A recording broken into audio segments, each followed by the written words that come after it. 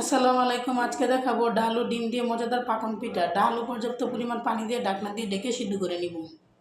সিদ্ধ করা হয়ে গেলে ঢাকনাটি তুলে হলুদের গুঁড়া 1 চামচ, পরিমাণ মতো লবণ দিয়ে দিব।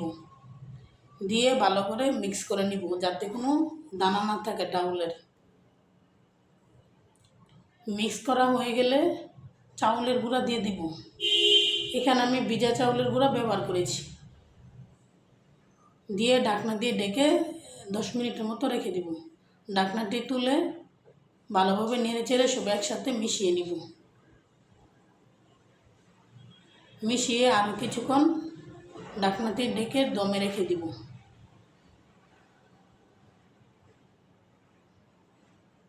এখন ঢেলে দিব।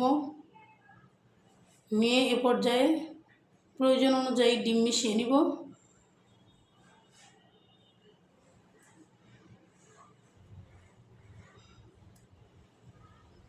এখন সব একসাথে ভালো করে মিক্স করে নিব। এই তো মিক্স করা হয়ে গেল। এখন হালকা একটু মোটা করে রুটি বেলে নিব।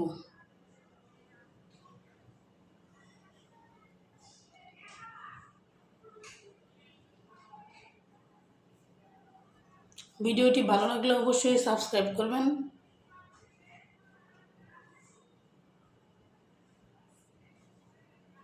রুটি বেলা হয়ে গেলে সামান্য পরিমাণ সয়াবিন তেল দিয়ে দিব।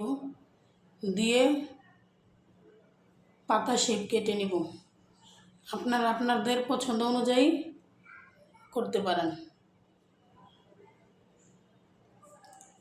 এখন আমি একটি চামচের সাহায্যে ডিজাইন করে নিব সাইড দিয়ে।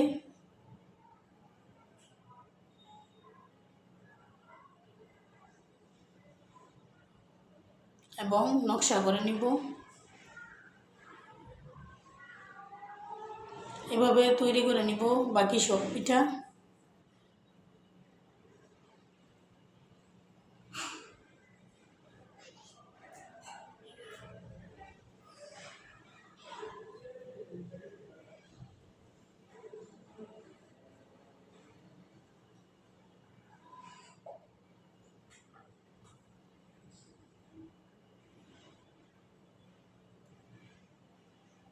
এই তো রেডি হয়ে গেছে পিঠাগুলো।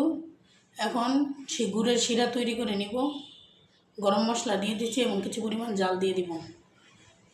একটি কড়াইতে পর্যাপ্ত পরিমাণ সয়াবিন তেল দিয়ে পিঠাগুলো ভেজে নিব।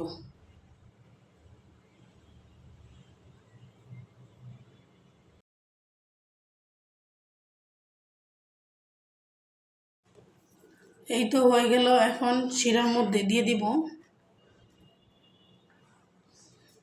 এই তো হয়ে গেল মজাদার ডাল ও ডিম দিয়ে পাকন পিঠা।